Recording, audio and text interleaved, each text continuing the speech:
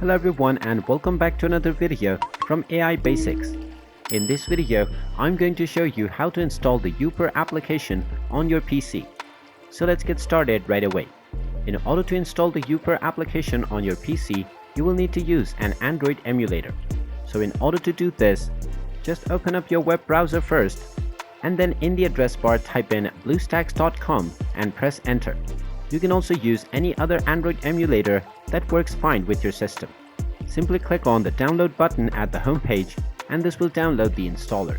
After the installer is downloaded, you can simply open it up and click through the next buttons and this will install the BlueStacks Android emulator on your device. Once the emulator is installed, you can simply open up the Google Play Store application and just tap on the search box and type in Youper. Once you find the application, you can simply tap on the install button and this will begin the download and installation of the Youper application on your PC.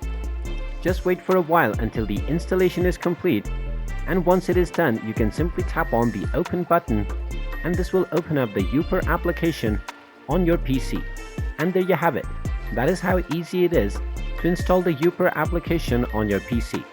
If you find this video helpful, make sure you hit that like button and subscribe to our channel if you haven't done so already.